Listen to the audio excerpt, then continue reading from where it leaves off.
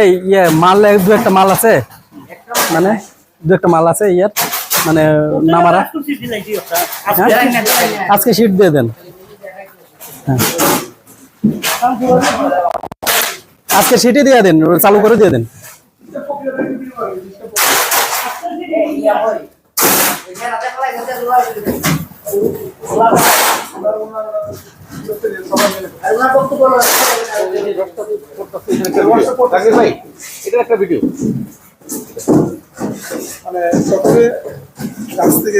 গাছ থেকে আমরা প্রথমে সকালে ভোরে আমাদের পেপাররা যে চাকু দিয়ে কেটে কষ কালেকশন করি।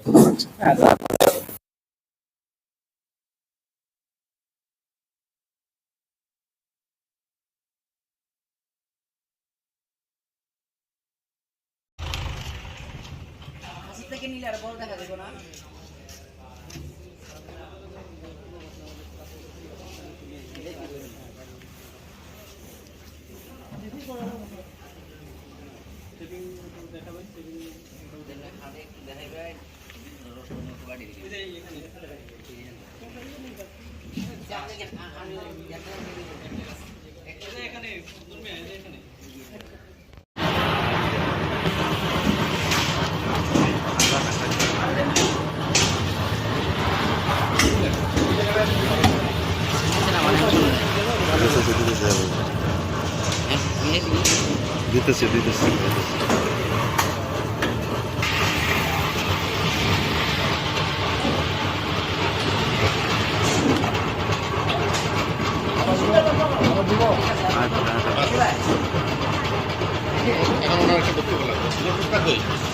আরেকটা দেখবেন বেড়াতে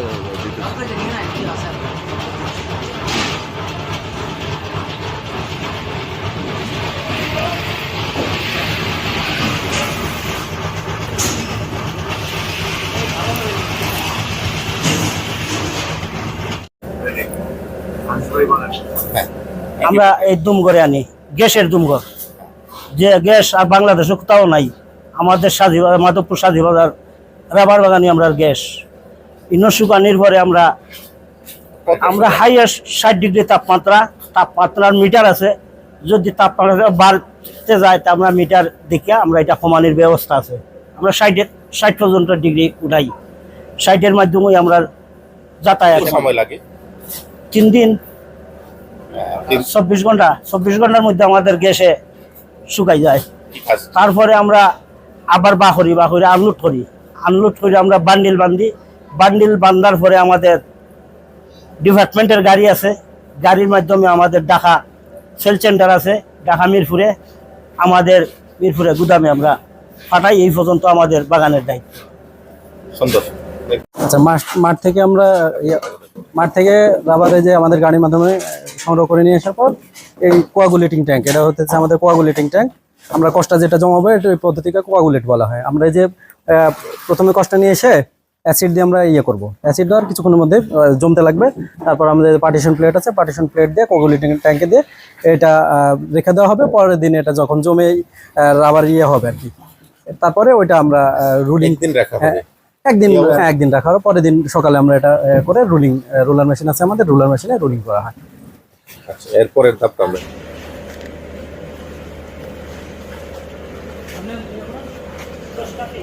দেখি শুকানোর প্রক্রিয়া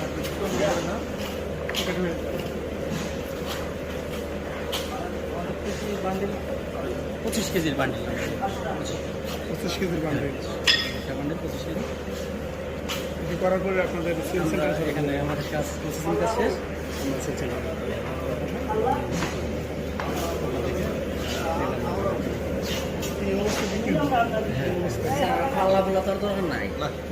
আমরা খালি এটা প্যাকেট দেখছি আর লাগতো। আচ্ছা ঠিক আছে, ওইটা কিন্তু আমরা ওই উন্নত জাতের বা চামড়া এগুলা যে গাছের রবা খস বেশি দেয় এটাতে আমরা সংগ্রহ করে আই না। যেমন আমি এই গাছটা আমি খাটবো,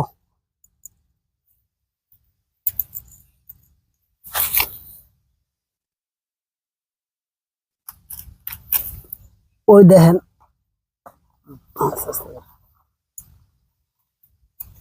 দেখছেন ওইভাবে হাঁটতে এই যে চোখটা আছে না, আচ্ছা এই একটা চোখ আছে না, এই চোখটা আমরা এইভাবে উঠাবো, এইভাবে উঠাবো, এইভাবে উঠাবো।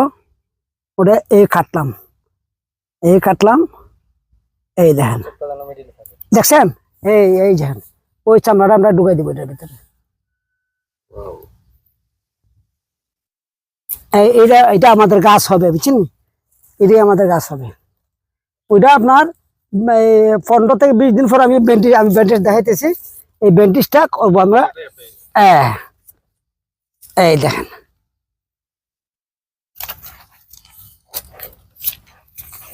এই দেখেন,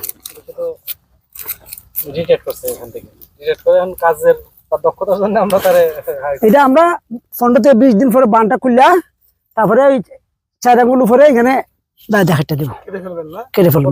ওই আপনার এই যে এইগুলা এই সফল গাছ দেখছেন, এইগুলা সব ওইগুলা নাও। আর দেখবেন আমি এখানে আসছি 2023 সালের নভেম্বর মাসে। আমি আসার পরে মিনিমাম আমি 2 মাস স্টাডি করে ঘোরাফেরা করে দেখছি যে এ বাগান দীর্ঘদিন ধরে এই যে জীবনচক্র হারানো গাছ আছে, 100% এই বাগানটা জীবনচক্র হারানো গাছ। আর সেই জন্য উৎপাদনটা অটোমেটিক্যালি কম।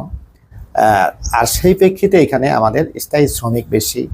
তো সব কিছু হিসাব মিলে আমাদের প্রায় 10-11 অর্থ বছর থেকে লসের পরিমাণটা অনেক বেশি এবং রানিংও বেশি। তো সেই প্রেক্ষিতে আমি আমাদের কর্তৃপক্ষের সঙ্গে এখানে একটা পরিকল্পনার জন্য আমি আলোচনা করলাম।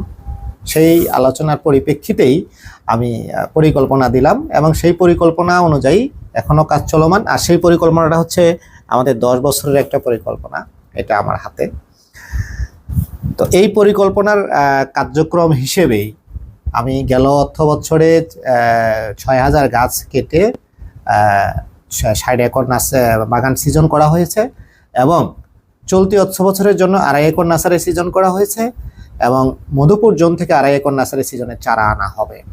সব মিলিয়ে আমার এই 25-26 অর্থ বছরে প্রায় 250 একর বাগান সিজনের কর্ম পরিকল্পনা আমাদের রাখা হয়েছে এবং আমাদের জীবনচক্র হারানো গাছ কর্তন শুরু হবে কিছুদিন পরেই। এর পরবর্তী অর্থ বছরগুলোতেও কিন্তু ক্রমান্বয়ে রাখা হয়েছে, যেমন 6 একর নার্সারি সিজনের কাজ আমার চলমান, আপনারা দেখে আসছেন। এবং সেই 6 একর নার্সারির সিজনের বিনিময়ে পরবর্তী বছরে অর্থাৎ 26-27 অর্থ বছরে আমার 300 একর বাগান সিজন করা হবে। ঠিক সেমভাবে কিন্তু নিয়ম অনুযায়ী আবার বাগান খালি করা লাগবে, অর্থাৎ জীবনচক্র হারানো গাছ কর্তন করা লাগবে। আর এই যে আমাদের উন্নয়নের যেটা বা ডেভেলপমেন্টের যেটা আমরা পদক্ষেপ নিছি, এটা আপনারা জানেন যে আমাদের ডিপার্টমেন্টের বর্তমানে প্রধান চেয়ারম্যান স্যার নাসিরউদ্দিন আহমেদ, উনি বর্তমানে আমাদের চেয়ারম্যান স্যার। এবং সব থেকে এখানে বড় এই যে পদক্ষেপ নিছি, এটার আরেকটা আমাদের মানে আরেকজনের অবদান আমি না বললে পারতেছি না, সেটা হলো আমাদের মাননীয় আমাদের পরিবেশ মন্ত্রণালয়ে যে উপদেষ্টা মহোদয় আছেন, ওনার বাড়ি এখানেই এই উপজেলায়। ওনার সার্বিক নজরদারি ওনার এখানে আছে এবং এজন্য আমিও অনেকটা সাহস নিয়ে কাজ করতে পারতেছি এবং যে কোনো ইনফরমেশন ওনার কাছে সহজেই চলে যায় এবং চেয়ারম্যান স্যারও জানে। তো সেই প্রেক্ষিতে আমি আসার পরবর্তী পর্যন্ত আমরা এই স্টেজে আসছি এবং আরও এগিয়ে যেতে চাই। আমার এখানে সুদূর পরিকল্পনা অবশ্যই আছে, কারণ আমার যেহেতু প্ল্যানটা ওখানে সেভাবে সাবমিট করা হয়েছে। যেমন আমি একটু আগে আপনার গাছ বা চারার বর্ণনা দিলাম, এটার সাথে সাথে এখানে আমাদের যে কারখানাটা আপনারা দেখছেন, এটা কিছুটা আধুনিকায়ন হয়ে গেছে, আরও বাকি অংশ আমাদের আধুনিকায়ন হবে এবং সেটাও কিন্তু আমার পরিকল্পনার মধ্যে রাখা হয়েছে এবং সেটাও কিন্তু কিছুদিন পরে কাজ শুরু হবে, অর্থাৎ আগামী 7-8 মাস পরে এখানেও কিন্তু দেখতে পাবেন আপনারা নেক্সটে যদি আসেন। আর আরেকটা বিষয় এখানে আছে, আমাদের আবাসিক, আমাদের স্টাফ এবং আমাদের কিছু অফিসার নিয়োগ, সেটা সদর দপ্তরের মাধ্যমে হয়, সেটাও কিন্তু আমাদের পরিকল্পনার মধ্যে আছে। আমি চাই পজিটিভ রিপোর্ট, আপনারা যেন বিষয়টা সরেজমিনে দেখে সত্যটা বাস্তবটা যেন আপনারা প্রতিবেদন করেন আর কি। কেউ যেন বা খারাপ করলে যেন আমাকে ধরিয়ে দেওয়া হয় যে এই জায়গাটাতে খারাপ হচ্ছে, এটা আমি আশা করি, তাহলে আমার ভালো কিছু করার একটা সুযোগ হবে। আমি যখন এখানে আসলাম, আসার পরে দেখলাম যে এটার অবস্থা, যেটা সরকার ডিসিশন নিচ্ছে সেই ডিসিশন অনুযায়ী কার্যকরী হচ্ছিল না এবং আমার অতীত অভিজ্ঞতা থেকে আমি এটা কাজ শুরু করলাম এবং সেই পরিপ্রেক্ষিতে যেখানে যেখানে মেরামত, যেখানে যেখানে কাজ করার দরকার আমি করলাম। করার পরিপ্রেক্ষিতে এখন এর আবার হচ্ছে আমাদের বাংলাদেশের সব থেকে মানে ভালো কোয়ালিটির বলা যেতে পারে। এবং আমার রাবার কিন্তু নর্মালি থাকে না, মানে যারা কিনে বা বিদেশে রপ্তানি হয় তারা কিন্তু নজর রাখে যে ওইখানে আছে কিনা রাবার।